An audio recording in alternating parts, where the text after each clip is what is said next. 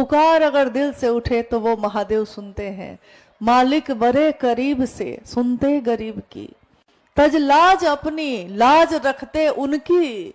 महादेव अपनी लाज को छोड़ देते हैं अपने गणों की लाज रखने के लिए। इतने करीब से सुनते हैं। और जब वो गुरु होते हैं तो शिष्य तो सबसे नजदीक जा सकता है।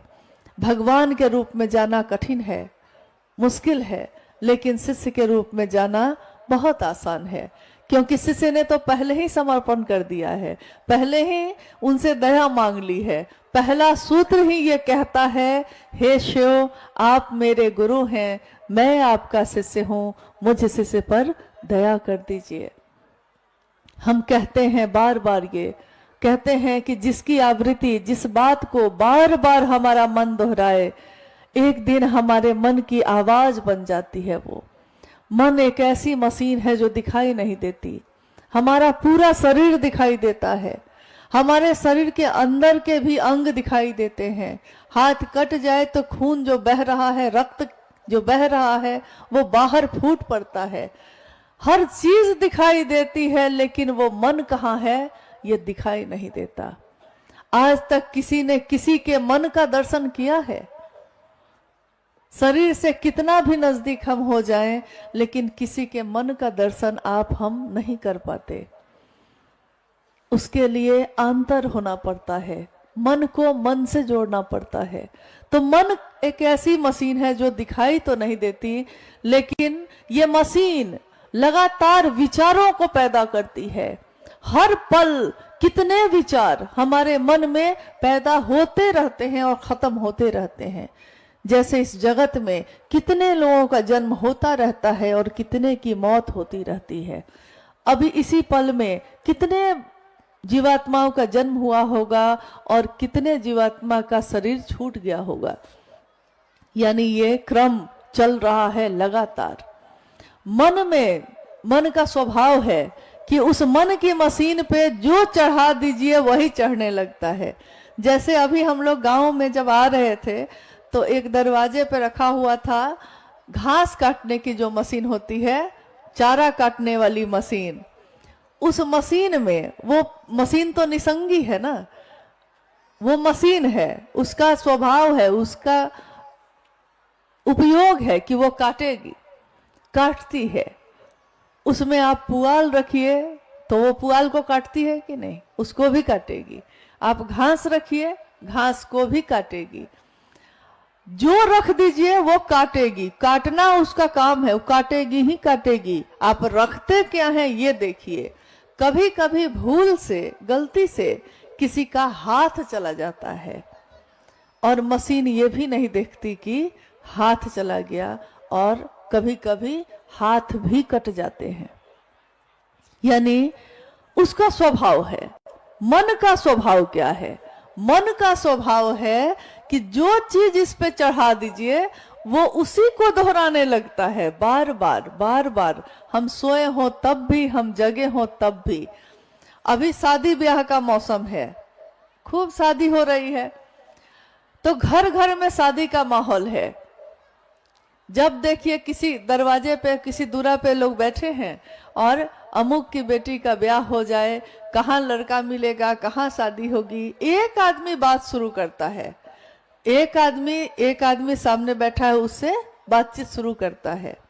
आप देखिए कि धीरे धीरे आसपास के घर के भी लोग निकल निकल के आके बैठ जाते हैं और सारे के सारे लोग उस बातचीत में शामिल हो जाते हैं। यानी एक व्यक्ति ने कोई बात शुरू की है और धीरे धीरे उस जगह का, उस स्थान का पूरा परिवेश, पूरा माहौल उसी बात से रम जाता है, उसी में रम जाता है। सब अपनी अपनी व्यथा कहने लगते हैं। कोई कहता है बेटा की शादी नहीं हो रही, कोई कहता है बेटी की शादी नहीं हो रही। यानी एक व्यक्ति के बात करने का बहुत परिणाम है। वो बात क्या करता है, उसके मन में चल क्या रहा है।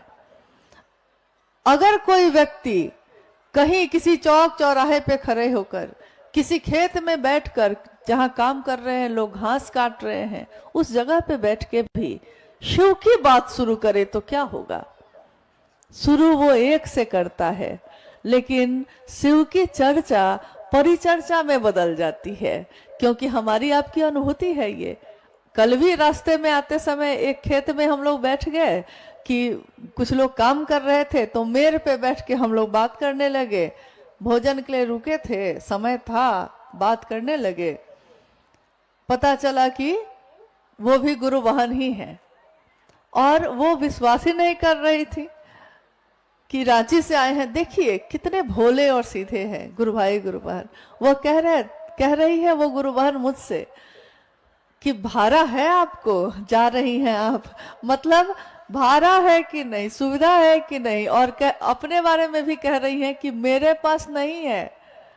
मतलब देखिए कि कितने सीधे और सरल भाषा में वो महादेव की बात कर रही हैं, अपने खेत में बैठी। यहां तक कि उतनी ही देर में वो आसपास की सब महिलाओं को बुला के ले आई। किस लिए ले आई? इसलिए कि इसके भी नाम की घोषणा कर दीजिए, ये भी गुरु बहन बनने आई है। देखिए, आई थी गुरु बहन बनने, लेकिन नाम की घोषणा हुई तो हम तब नहीं कहते हैं उसके बाद कि गुरु बहन बनने आई है।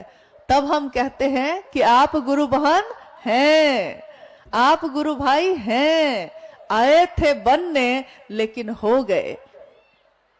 अपने नाम की घोषणा हमने आपने सबने की है।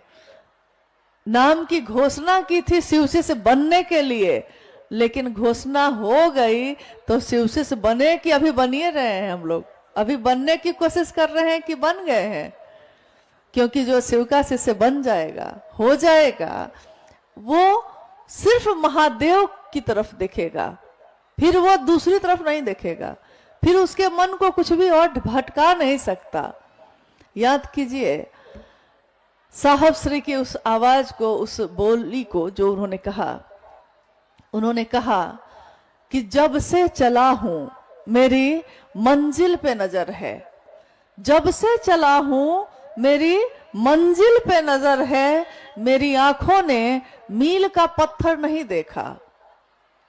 शिव को गुरु बनाकर जब से चला हूं, मंजिल मेरे गुरु शिव हैं, रास्ते में जगत के लोग हैं, फूल है, पेड़ है, खेत है, खलिहान है, क्या कहूं कितनी सुंदर सुंदर चीजें हैं। ये जगत कहता है कि इस जगत में ही रुक जाओ, लेकिन मैं क्या करूं, क्योंकि मुझको तो मीलों अभी मीलों जाना है, मंजिल पे नजर है। यही बात उन्होंने आओ चले शिव की ओर जब पुस्तक लिखी, तो उस पुस्तक में एक आलेख है, उसका भी नाम आओ चले शिव की ओर है। उसके अंतिम पंक्तियों में उन्होंने लिखा कि शिष्य का मन जब अपने गुरु के भाव पे टिकता है तो क्या होता है। जब शिष्य का मन अपने गुरु पे टिकता है तो वो शिव भाव के, शिव अनुगामी, शिव का अनुगमन करने वाला, शिव के पीछे चलने वाला, शिव अनुगामी चिन्मय भावों का संधान करता है व्यक्ति के ध्येय की प्रत्यंचा पर। सुनने में तो वाक्य बहुत भारी लगा कि व्यक्ति के ध्येय की प्रत्यंचा पर शिव अनुगामी भावों का संधान किया जाए। जिस दिन लिखा था उन्होंने, तो हम लोग के तो सिर से ही गुजर गया, समझ में ही नहीं आया इसका क्या मतलब हुआ। साहब ने कहा कि व्यक्ति यानी वो शिष्य जिसने शिव को अपना गुरु बनाया है, शिष्य के ध्येय का अर्थ होता है उद्देश्य आपका क्या है। शिव को गुरु बनाने के पीछे आपका उद्देश्य क्या है, क्योंकि सबका उद्देश्य अलग अलग हो सकता है। किसी का उद्देश्य हो सकता है कि उसको संतान चाहिए, किसी का उद्देश्य हो सकता है कि उसको सम्मान चाहिए, किसी का उद्देश्य हो सकता है कि उसको वैभव और संपत्ति चाहिए। यानी सबके अलग अलग उद्देश्य हो सकते हैं। किसी का हो सकता है कि उसको शिव चाहिए। तो साहब ने कहा कि शिष्य जो व्यक्ति है, जो पात्र है, उसके उद्देश्य की, यानी उसका उद्देश्य क्या है शिव को गुरु बनाने के पीछे, उस उद्देश्य की, ध्येय की प्रत्यंचा पर, यानी आपने कभी देखा होगा कि तीर और धनुष होता है। हमारे पूर्वजों ने महाभारत और रामायण काल में जब भी तस्वीर आप देखिएगा तो उस तस्वीर के साथ तीर और धनुष दिखेगा। तीर, कितनी कहानियां हैं। अर्जुन से कहा गया कि स्वयंवर हो रहा है और इस स्वयंवर की शर्त है कि जो मछली ऊपर घूम रही है, मैं अनुरोध करूंगी कि आप इस बात को थोड़ा ध्यान से सुनिएगा, क्योंकि साहब ने जो बात समझाई है उसमें परिणाम है। क्या परिणाम है, इसके लिए पहले हमको ध्यान से इसको समझने की कोशिश करनी होगी। घटना है महाभारत काल की कि अर्जुन और उसके साथ बहुत सारे लोग उस स्वयंवर में आए। छत पे एक मछली जो टांगी गई थी वो घूम रही है और शर्त यही थी उसमें कि जो अपने तीर से उस मछली की पुतलियों पे लक्ष्य भेद करेगा, लक्ष्य यानी उसकी मंजिल क्या है, उस मछली की पुतली, और तीर चलाना है। तीर कहां से चलेगा, धनुष पे ही ना चलेगा। तीर चलाने के लिए तो धनुष पे प्रत्यंचा, प्रत्यंचा का अर्थ होता है कि आपने तीर पकड़ा है और धनुष को अपने हाथों में पकड़ा है, उस धनुष पे प्रत्यंचा चढ़ाई है, यानी तीर लगाया है और उसके धागे को खींचा है। जितनी ताकत और लक्ष्य के भेदन के साथ, ताकत यानी मन की ताकत हो कि शरीर की ताकत हो, उसके साथ, और लक्ष्य आपका सामने एक बिंदु है। अगर आपके आंखों ने उस बिंदु के अलावा कुछ भी और देखा तो लक्ष्य पे आप संधान नहीं कर सकेंगे। लेकिन अगर आपकी आंखों ने उस लक्ष्य के सिवा कुछ भी और नहीं देखा तो आपके हाथों में धनुष है, तीर है, लेकिन धनुष और तीर से लक्ष्य नहीं भेदे जाते, लक्ष्य मन से भेदे जाते हैं। और मन अगर वहां पे संकल्पित है, दृढ़ है, हिल नहीं रहा, तो आपका जो तीर है वो सीधे उस लक्ष्य पे लगता है। कितने राजकुमार आए गए, कोई मछली पे मार रहा है, कोई छत पे मार रहा है, और जब अर्जुन गए तो उन्होंने मछली की पुतली पे सीधे तीर चढ़ाया धनुष पे और लक्ष्य साधा और तीर छोड़ दिया, और तीर कहां जाके लगा, सीधे मछली की पुतली पे। उससे पहले के राजकुमार लोगों से पूछा गया कि आपने क्या देखा था, तो किसी ने कहा कि मैंने छत भी देखी थी, मैंने मछली भी देखी थी, मछली की आंख भी देखी थी। यानी सब कुछ आपको दिख रहा है। जब आपको सब कुछ दिख रहा है तो लक्ष्य नहीं दिख रहा। और अर्जुन से पूछा गया कि आपने क्या देखा, तो उसने कहा कि मुझको मछली की पुतली के सिवा कुछ भी दिखाई नहीं दिया। साहब श्री ने अपने आओ चले शिव की ओर पुस्तक में ये पंक्ति लिखी कि व्यक्ति के ध्येय की प्रत्यंचा, यानी हर वो व्यक्ति जिसने भी शिव को अपना गुरु बनाया है, चाहे वो गांव में रहता हो कि शहर में रहता हो, चाहे वो पढ़ा लिखा हो या अनपढ़ हो, चाहे वो घास काटता हो, चाहे वो कंप्यूटर चलाता हो, लेकिन ये तो उसके जगत के रूप हैं। पारलौकिक जगत में उसका एक ही रूप है, शिव के शिष्य का। और शिव के शिष्य का ध्येय एक ही होता है, उसका लक्ष्य एक ही होता है, उसके गुरु शिव स्वयं।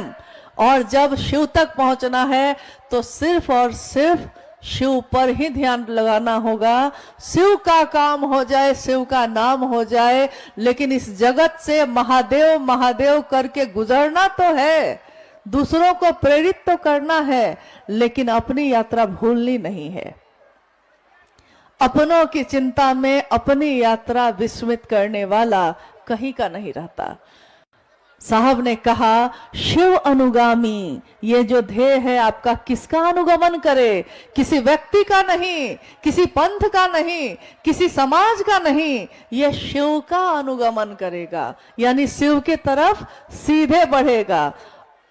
अब आप बताइए, क्या शिव का शिष्य बनते समय हमारे मन में लक्ष्य क्या था? हम में से हर व्यक्ति आज इस क्षण में उस वक्त को याद करे जिस समय हमने शिव को अपना गुरु बनाया। कितने अच्छे मन से बनाया, कितनी खुशी से बनाया, कितना सोचा था खुद भी शिव के शिष्य बनेंगे और दूसरों को भी शिव शिष्य बनाएंगे। कोई अगर शुरू से ही उसका लक्ष्य कुछ और हो और उसने शिव को अपना गुरु बना लिया है, याद रखिएगा उसका लक्ष्य कभी भी शिव थे ही नहीं।